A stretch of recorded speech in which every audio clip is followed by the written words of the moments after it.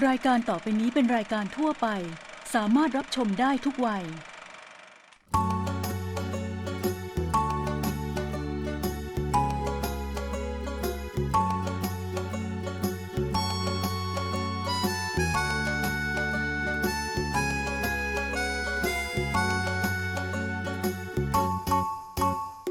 ไกลสุดไกลสุดขอบฟ้าพร้อมจะพาไปเที่ยว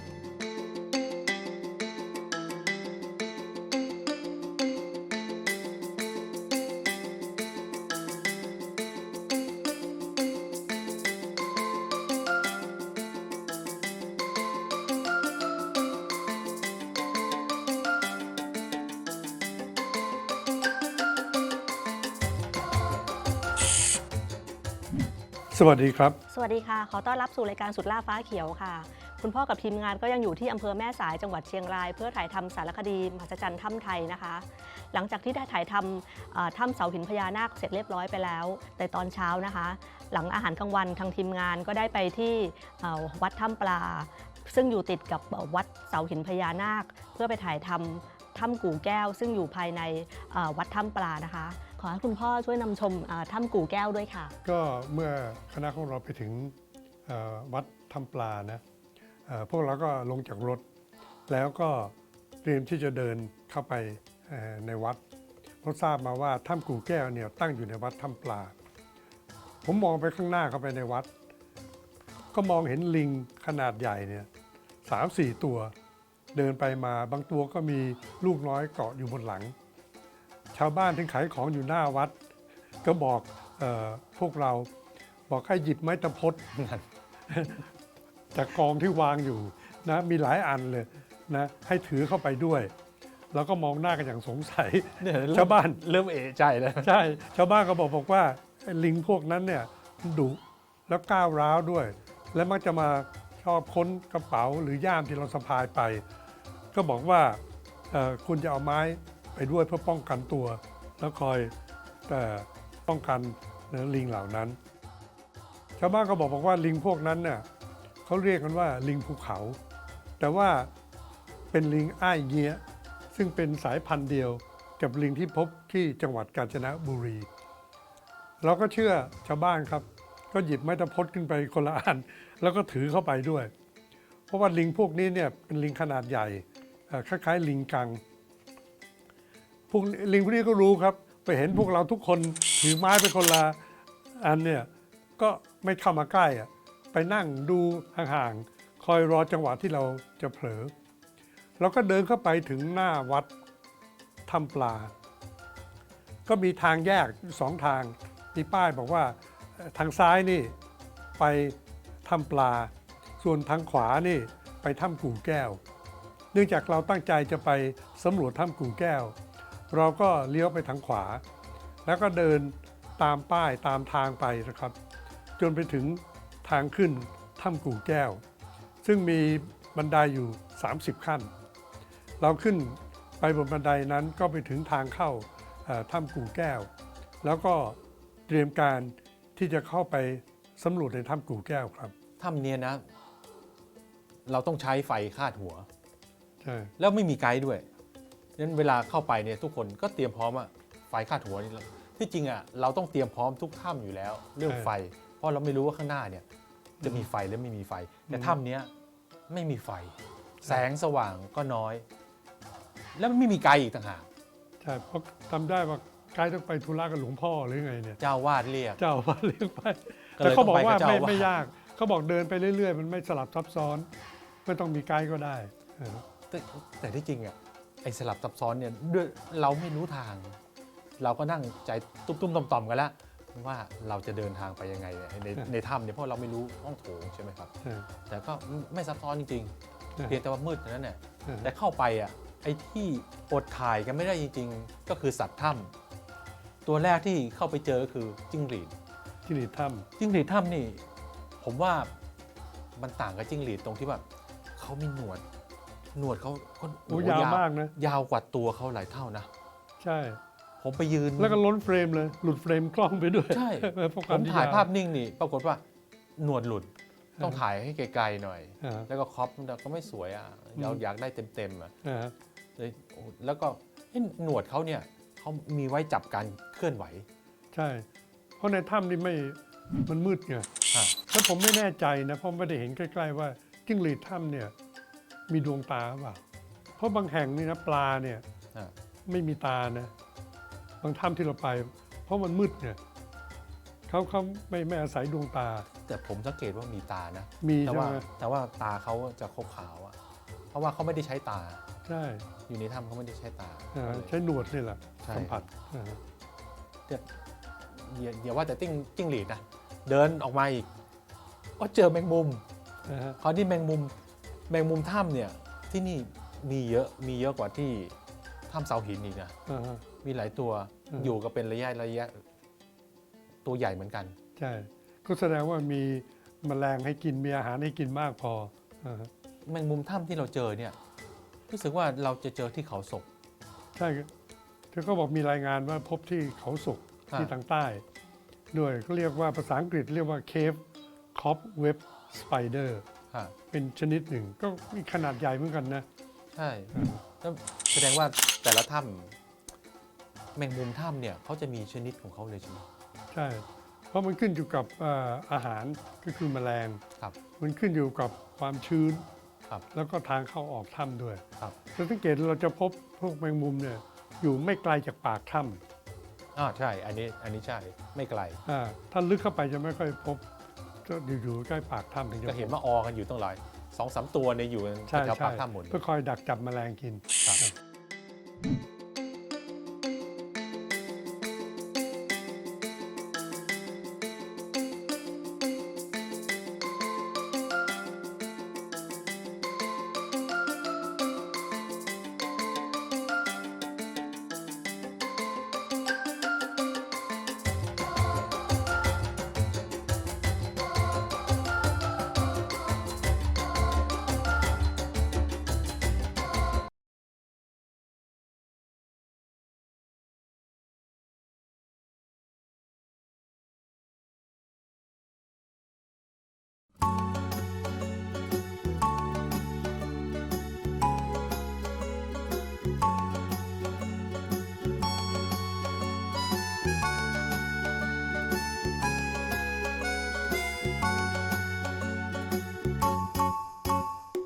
ไกลสุดไกล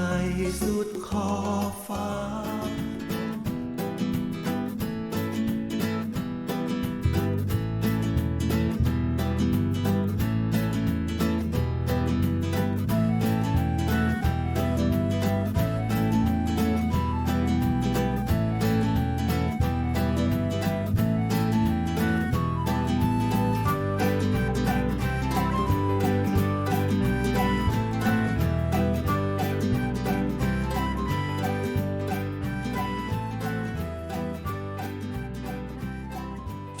แล้วถ้ำกู่แก้วนี่มีประติมากรรมถ้ำเนี่ยเหมือนกับที่ถ้ำผายาวไหมคะ เพราะว่าเท่าที่เป้ฟัง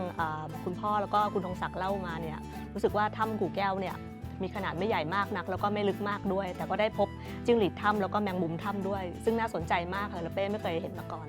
เราก็ต้องยอมรับนะว่าถ้ำกู่แก้วที่เราเข้าไปเนี่ยมีขนาดเล็กกว่าถ้ำผายาวเนี่ยมาก เพราะฉะนั้นเรื่องประติมากรรมถ้ำเนี่ยก็ต้องมีน้อยไปตามสัดส่วน แต่ขณะเดียวกันถ้ำกู่แก้วเองเนี่ยจุดเด่นของถ้ำนี้ก็มีนะครับ ซึ่งเราไม่พบที่ถ้ำอื่นเลย จุดเด่นที่ผมพูดถึงนี่ถ้าเราจะใช้ภาษาไทยก็เรียกว่าตะไคร่ถ้ำสีทองก็ได้ แต่ภาษาอังกฤษก็คือเคฟไลเคน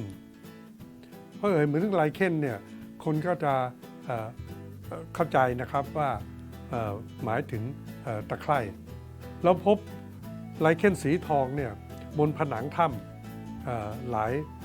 ผนังด้วยกันเลยเหมือนกับมีใครเอาใบทองคำเปลวไปติดกระจายไว้ทั่วเลย แล้วก็ถ่ายภาพกันได้มามากพอสมควร นี่ก็ต้องถือว่าเป็นจุดเด่นที่สุดของถ้ำกู่แก้วนะครับ เพราะว่าผมเรียนไว้แล้วว่าเราไม่พบที่อื่นเลย แม้กระทั่งถ้ำผายาว ซึ่งมีขนาดใหญ่และก็ยาวมากเนี่ยเราก็ไม่ได้พบตะไคร่ถ้ำสีทองที่นั่น แต่ แต่จากการที่ผมเข้าไปศึกษาเพิ่มเติมเนี่ยก็พบว่าในต่างประเทศเนี่ยที่ถ้ำลาวาเบสในรัฐแคลิฟอร์เนียในสหรัฐอเมริกาเนี่ยมีตะไคร่ถ้ำสีทองเนี่ยอยู่เป็นจำนวนมากเท่าที่อ่านดูแล้วดูภาพเนี่ยมากกว่าที่เราพบที่ถ้ำกู่แก้วอีกครับก็ถือว่าของเราก็มีจุดเด่นเหมือนกันที่จะอยากให้ท่านผู้ชมได้มีโอกาสได้ไปชมบ้างสักครั้งหนึ่งแต่ถ้าเผื่อท่านเข้าไปในถ้ำนะครับแล้วได้พบพวกตะไคร่ถ้ำสีทองเนี่ยอย่าเอานิ้วไปแตะนะครับเพราะว่านิ้วเราเนี่ยมีไขมันเพราะถ้าเราไปแตะที่ตะไคร่พวกนี้เนี่ยพวกนี้จะตายทันทีนะครับแล้วจะใช้เวลาเกือบ40 ปีก็จะฟื้นกลับคืนชีพมีชีวิตขึ้นมาใหม่ ตะไคร่ถ้ำสีทองเหล่านั้นนี่ดูแบบแปลกตาแล้วก็สวยงามมากเลยนะคะไม่น่าเชื่อว่าจะเกิดขึ้นในถ้ำได้แล้วตะไคร่เหล่านั้นนี่แบบเหมือนกับตะไคร่ที่อยู่ในแม่น้ำไหมคะดีแล้วที่ลุงถามนะเพราะว่าตะไคร่ถ้ำที่พูดเนี่ยเราพบบนผนังแต่ถ้าตะไคร่ถ้ำที่ลูกบอกเนี่ยมักจะพบบนพื้นถ้ำที่ชื้นแล้วมีน้ำเข้ามาถึงนะอันนั้นก็จะเกิดขึ้นแต่ว่าในถ้ำกู่แก้วเราไม่ได้พบบนพื้นเราพบที่ผนังถ้ำเพราะว่าท่านที่ดูนั่นน่ะเนื่องจากถ้ำกู่แก้วเนี่ยอยู่สูงจากพื้นดินเนี่ยมากน้ำคงไหลเข้าไปไม่ได้เราถึงไม่เจอตะไคร่บนพื้นดินอย่างที่ลูกบอกเนี่ยตรงเนี้ยผมว่าผมเป็นโกโบริแน่เลยเดินออกมาจากถ้ำนะฮะ ตอนแรกๆตอนเข้าไปไม่ได้สังเกตเลยแต่พอเดินออกมาเนี่ยเตะตาทันทีเอาแล้วโกโบริเมืองไทยคนใหม่ทองเต็มผนังถ้ำเลยคือไลเคนที่ท่านพูดเนี่ยนะแล้วเหมือนทองจริงๆอ่ะเหมือนแผ่นทองไม่ไปปิดไว้เกือบแล้วเกือบรวยแล้วธรรมชาติสร้างแต่ถ้าเป็นทองจริงนั้นไม่ถึงให้เราได้ไปพบหรอก ป่านนี้ถ้ำหมดถ้ำแล้วก็เรื่องตะไคร่ถ้ำเนี่ยนะพ่อก็ไปศึกษาวิจัยเหมือนกันก็พบว่าเรามีชื่อเรียกหลายอย่างนะมีตะไคร่บ้างเชื้อราบ้างนะภาษาอังกฤษเขาก็มีไลเคนมีมอสนะแต่ทั้งหมดเนี่ยขึ้นอยู่กับคำว่าแบคทีเรียเพราะว่าในไลเคนหรือในมอสเนี่ยจะมีตัวที่เรียกที่มีชีวิตนะที่เราเรียกแบคทีเรียสายพันธุ์ต่างๆมากมายเลยตัวเล็กมากเลยนะมองถ้าไม่เห็นแต่พวกนี้จะอาศัยอยู่ในพื้นถ้ำบ้างในผนังถ้ำบ้างบนไม้ซุงซึ่งน้ำหอบเข้ามานะแล้วก็ทิ้งอยู่ในถ้ำเราก็เจอนะบางแห่งก็มีสีเหลืองบ้างสีทองสีขาวก็มีสีเขียวก็มีก็ขึ้นอยู่กับอุณหภูมิแล้วก็สภาพของถ้ำเหล่านั้นนี่อธิบายย่อๆก่อนหลังจากนั้นเราก็เดินเข้าไปในถ้ำเราก็จะพบกับพวกหินงอกหินย้อยหินน้ำไหลหลากสีต่างๆแต่ก็ไม่เจอประติมากรรมถ้ำใหญ่ๆเลยนะแต่ที่เราต้องบอกว่าเรามาเที่ยวถ้ำมันต้องมีแอดเวนเจอร์บ้าง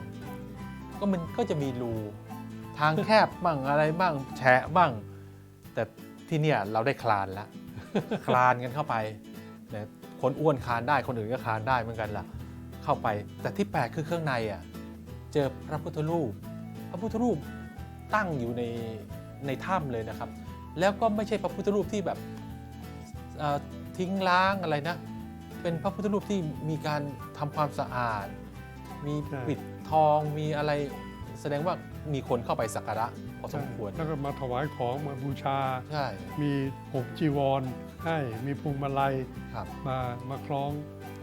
เขาดูแลดีก็นึกไม่ถึงเหมือนกันนะเข้าไปในถ้ำมืดแล้วก็ลึกเนี่ยจะพบพระพุทธรูปก็แสดงว่าชาวบ้านเข้าบ่อยนะ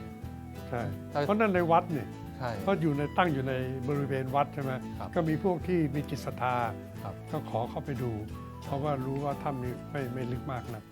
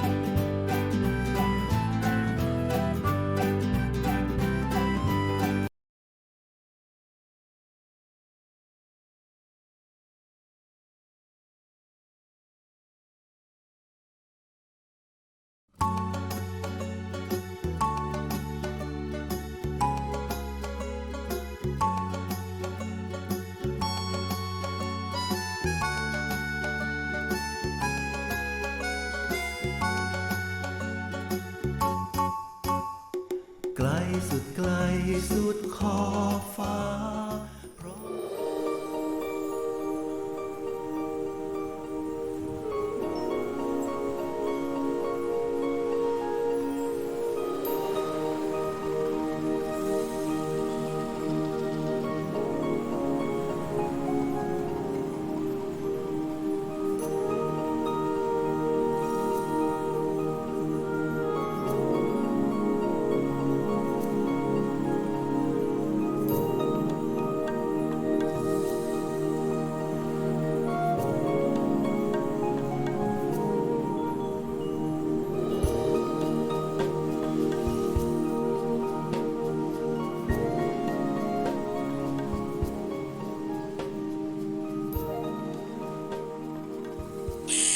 นอกจากตะไคร่ถ้ำสีทองแล้วเป็นชอบหินย้อยแล้วก็หินน้ำไหลหลากสีด้วยนะคะแต่ว่าแปลกใจว่าแบบหินเหล่านั้นน่ะสีเนี่ยเกิดขึ้นมาได้อย่างไร แล้วก็สีเนี่ยแตกต่างกันด้วยค่ะ แต่ก็มีผู้ชี้แจงไว้ว่าสีเหล่านั้นก็คือสีจากแบคทีเรียสีที่เกิดขึ้นภายในตะไคร่ถ้ำค่ะ ตามที่คุณพ่อได้อธิบายไว้แล้วก่อนหน้านี้ ใช่ เพราะว่าพ่อก็แปลกใจนะ เมื่อกลับมาถึงมาค้นคว้าไง ถึงได้ทราบว่าก็มีการบันทึกไว้เลยทางวิชาการว่าผิวสีของผนังถ้ำของหินต่างๆนะมันก็เกิดจากแบคทีเรีย ซึ่งอาศัยอยู่บนผนังเหล่านั้นแม้กระทั่งบนไม้ซุงที่น้ำเข้ามาพื้นถ้ำต่างๆก็นี่คือเป็นเรียกว่าชุมชนของแบคทีเรียต่างๆนั่นเอง ก็อย่างที่คุณศักดิ์พูดถึงพบพระพุทธรูปประดิษฐานอยู่ในถ้ำเนี่ยนะก็เนื่องจากถ้ำกู่แก้วเนี่ยตั้งอยู่ในวัดถ้ำปลาเป็นสิ่งธรรมดาซึ่งคนก็จะเข้ามาแล้วก็มีผู้นำพระพุทธรูปเนี่ยมาประดิษฐานไว้แต่ใกล้ทางขาออกเนี่ยเราก็พบพระพุทธรูปอีกองค์หนึ่งนะแต่ว่าเป็นพระนอนหรือที่เรียกว่าพระพุทธรูปปางปรินิพพานนะซึ่งคือพระนอนนั่นก็เราก็พบพระพุทธรูปเนี่ย2 องค์แต่ว่าใกล้ๆทางออกก็ยังเจอตะไคร่ถ้ำสีทองอีกนะลายขึ้นสีทองเนี่ยก็มีนะซึ่งก็ดีก็ถือว่าเป็นจุดเด่นของถ้ำกู่แก้วแห่งนี้หลังจากที่เราได้เข้าไปชมถ้ำกันพอสมควรเราก็ออกจากถ้ำลงมาแล้วก็เข้าไปไหว้พระในพระอุโบสถตามธรรมเนียมเลยคนเข้าวัดก็ต้องไปไหว้พระให้อาหารปลาเพราะที่เนี่ยมันมีตรงถ้ำปลาจะมีปลาพรวงปลาดุกเยอะแต่ที่ระวังมากคือลิงใช่ โอ้โหทุกคนจะถือไม้โอเคนะเราจะเผลอวางมีพวกเราบางคนไปวางไอ้กระเป๋ากล้องไว้ไงลิง ก็ เข้ามาดูก็ต้องไปไล่กันลิงแย่งกระเป๋าเลยแต่ที่เนี่ยเราให้อาหารปลาเนี่ยก็เหมือนตัวเราคล้ายลิงเลยคือให้ไปจ้องลิงไปให้ไปจ้องลิงไปแย่งกับมือบางทีแย่งกับมือเราต้องระวังสุดขีดเลยลิงดื้อมากใช่ก็พูดถึงถ้ำปลาความจริงมีถ้ำนะที่เรามีภาพมาให้ชมเหมือนกันเป็นปากถ้ำว่าน้ำไหลออกมาจากถ้ำซึ่งเราไม่ได้เข้าไปสำรวจหรอกเพราะว่าต้องใช้เรือเพราะบอกว่าลึก 4-5 เมตรเห็นไหมก็ต้องถึงเราก็ไม่ได้เข้าไปในวันนั้นเราไม่ได้เตรียมตัวด้วยล่ะเรื่องจะเปียกน้ำขนาดนั้นใช่แต่ก็ถือว่าก็ได้เข้าไปถ้ำกู่แก้วตามที่เราวางแผนไว้แต่ที่นี่ถือว่าสวยนะสวยระดับหนึ่งเลยล่ะก็มีจุดเด่นอย่างที่บอกตะไคร่ถ้ำสีทองผมกับทีมงานก็ได้นำท่านผู้ชมได้ไปชมถ้ำกู่แก้วซึ่งตั้งอยู่ในวัดถ้ำปลาในอำเภอแม่สายจังหวัดเชียงรายไปแล้วนะครับต่อไปนี้เราก็จะเดินทางต่อไปยังมีถ้ำอีก 2-3 ถ้ำในจังหวัดเชียงรายที่เราต้องไปสำรวจถ้ำต่อไปมีชื่อว่าถ้ำหลวงน้อยก็อยู่ในอำเภอแม่สายเหมือนกันถ้ำนี้ก็มีสิ่งที่น่าสนใจแตกต่างจากถ้ำที่เราได้นำเสนอออกอากาศให้ท่านผู้ชมไปชมแล้วนะครับก็ขอให้ติดตามชมว่าถ้ำหลวงน้อยนี่จะมีอะไรที่น่าสนใจมีสิ่งอะไรที่เราสามารถจะเรียกได้ว่าเป็นมหัศจรรย์ของถ้ำไทยได้ติดตามชมนะครับ แต่วันนี้เวลาหมดแล้ว ผมกับทีมงานต้องขอขอบคุณบริษัทไทยเบเวอเรจจำกัดมหาชน ซึ่งได้เอื้อเฟื้อสนับสนุนรายการสุดล่าฟ้าเขียวของเรามาตลอดครับ วันนี้เวลาหมดแล้วขอลาไปก่อนครับ สวัสดีครับ